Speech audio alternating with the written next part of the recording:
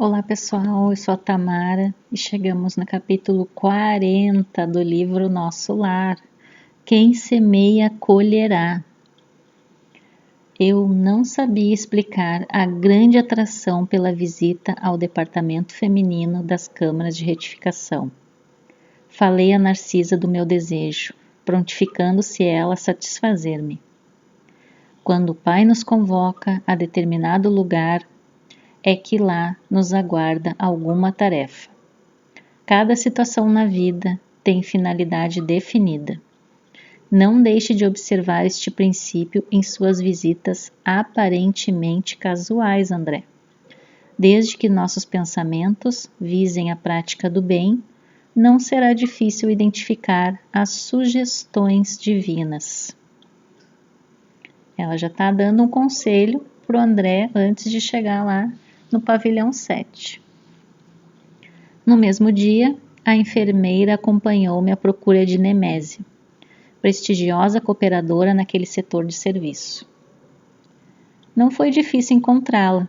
Filas de leitos muito alvos e bem cuidados exibiam mulheres, que mais se assemelhavam a frangalhos humanos. Aqui e ali gemidos lancinantes, acolá angustiosas exclamações. Nemésia, que se caracterizava pela mesma generosidade de Narcisa, falou com bondade. O amigo deve estar agora habituado a esses cenários. No departamento masculino, a situação é quase a mesma. E fazendo um gesto significativo, a companheira falou. Narcisa, faça o obséquio de acompanhar nosso irmão e mostrar os serviços que julgar convenientes ao aprendizado dele. Fiquem à vontade. Minha amiga e eu comentávamos a vaidade humana, sempre ativa aos prazeres físicos, enumerando observações e ensinamentos quando atingíamos o pavilhão 7. Localizavam-se ali algumas dezenas de mulheres em leitos separados, um a regular distância. Estudava eu a fisionomia das enfermas, quando fixei alguém que me despertou mais viva atenção. Quem seria aquela mulher amargurada, de aparência original? Velhice que parecia prematura, tipificava-lhe o semblante em cujos lábios pairava um rito, misto de ironia e resignação. Os olhos embaciados e tristes mostravam-se defeituosos. Memória inquieta, coração oprimido, em poucos instantes localizei-a no passado. Era Elisa, aquela mesma Elisa que conhecera nos tempos de rapaz. Estava modificada pelo sofrimento, mas não podia ter quaisquer dúvidas. Lembrei perfeitamente o dia em que ela, humilde, penetrara em nossa casa, levada por velha amiga de minha mãe, que aceitou as recomendações trazidas, admitindo-a para serviços domésticos. A princípio, o ritmo comum, nada de extraordinário. Depois, a intimidade excessiva de quem abusa da faculdade de mandar e da condição de servir alguém. Elisa pareceu-me bastante leviana, e quando a sós comigo, comentava sem escrúpulo certas aventuras da sua mocidade, agravando com isso a irreflexão de nossos pensamentos.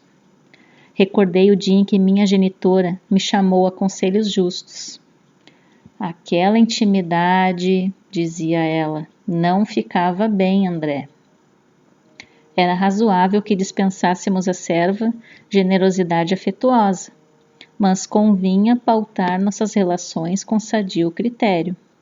Entretanto, estouvadamente, levara eu muito longe a nossa camaradagem.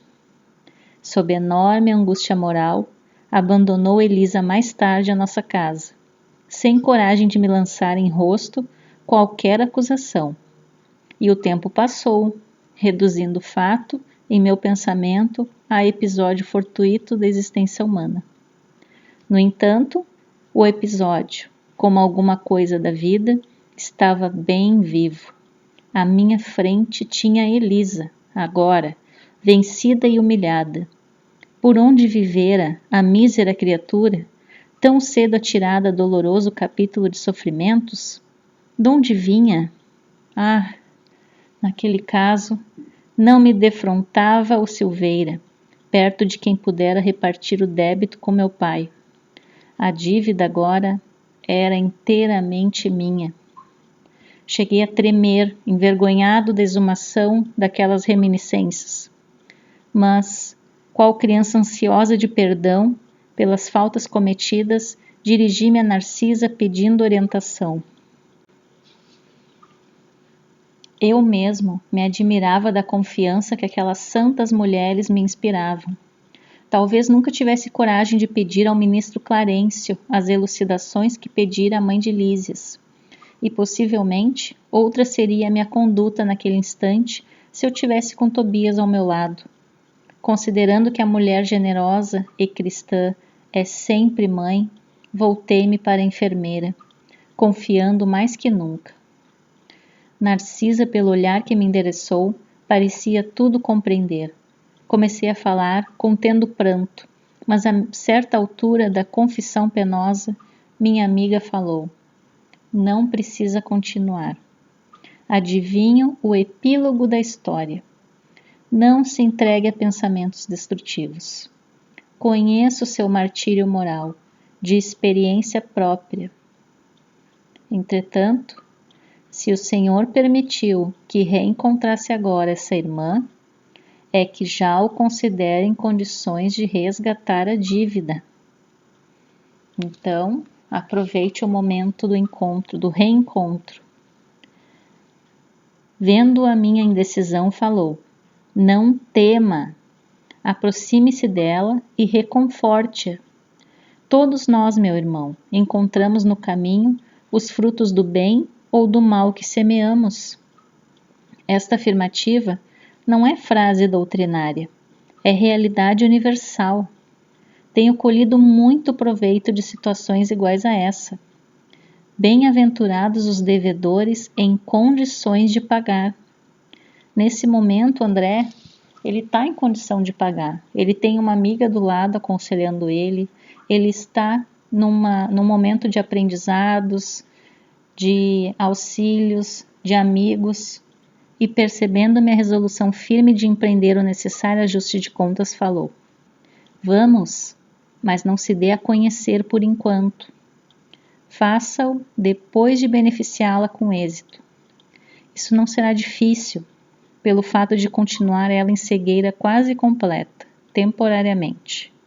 Pelas forças que a envolvem, noto-lhe a triste característica das mães fracassadas e das mulheres de ninguém.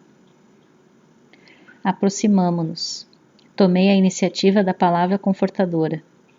Elisa identificou-se, dando o próprio nome e prestando de boa vontade outras informações.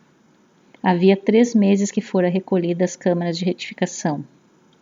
Interessado em castigar a mim mesmo diante de Narcisa, para que a lição me penetrasse na alma com caracteres indeléveis, perguntei: e sua história, Elisa? Deve ter sofrido muito. Sentindo a inflexão afetuosa da pergunta, sorriu muito resignada e desabafou: para que lembrar coisas tão tristes? As experiências dolorosas ensinam sempre. A infeliz, que apresentava profunda modificação moral, meditou alguns momentos, como quem concatenava ideias, e falou: minha experiência foi a de todas as mulheres doidivanas que trocam o pão bendito do trabalho pelo fel venenoso da ilusão. Nos tempos da mocidade distante, como filha de um lar paupérrimo, vali-me do emprego em casa de abastado comerciante, onde a vida me impôs imensa transformação.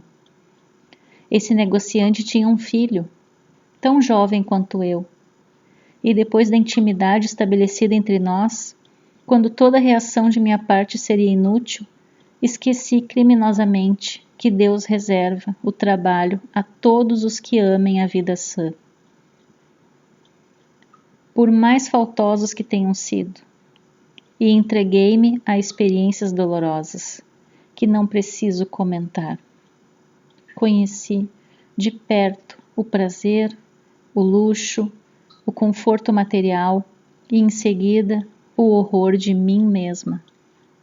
A sífilis, o hospital, o abandono de todos, as tremendas desilusões que culminaram na cegueira e na morte do corpo. Errei, muito tempo, em terrível desespero, mas um dia, tanto roguei o amparo da Virgem de Nazaré, que mensageiros do bem me recolheram por amor ao seu nome, trazendo-me a esta casa de abençoada consolação. Comovidíssimo até as lágrimas, perguntei: e ele, como se chama o homem que a fez tão infeliz? Ouvia, então, pronunciar o meu nome e de meus pais. E você o odeia? Ela sorriu tristemente e respondeu: no período do meu sofrimento anterior, amaldiçoava-lhe a lembrança, nutrindo por ele um ódio mortal. Mas a irmã Nemésia modificou-me. Para odiá-lo, tenho de odiar a mim mesma. Porque eu não errei sozinha, eu errei com ele. No meu caso, a culpa deve ser repartida. Não devo, pois, recriminar ninguém. Aquela humildade sensibilizou-me. Tomei-lhe a destra, sobre a qual, sem que eu pudesse evitar, rolou uma lágrima de arrependimento e remorso. Ouça, minha amiga. Também eu me chamo André e preciso ajudá-la. Conte comigo doravante. E sua voz parece a dele. Pois bem, até agora não tenho propriamente uma família em nosso lar, mas você será aqui minha irmã do coração. Conte com meu devotamento de amigo. No semblante da sofredora, um grande sorriso parecia uma grande luz. Como lhe sou grata! Há quantos anos ninguém me fala assim, nesse tom familiar, dando-me o consolo da amizade sincera. Que Jesus o abençoe. Nesse instante, quando minhas lágrimas se fizeram mais abundantes, Narcisa tomou minhas mãos maternalmente e repetiu: que Jesus o abençoe. E assim termina nosso capítulo de hoje.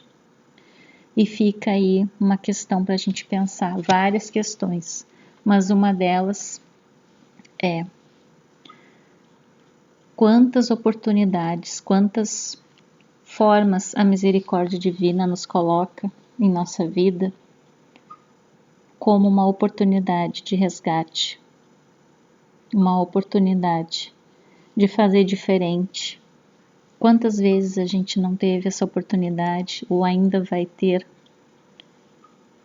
oportunidade de que lá atrás eu xinguei, lá atrás eu virei o rosto e agora de novo a pessoa está à minha frente. E a misericórdia divina me dando uma nova chance de fazer diferente.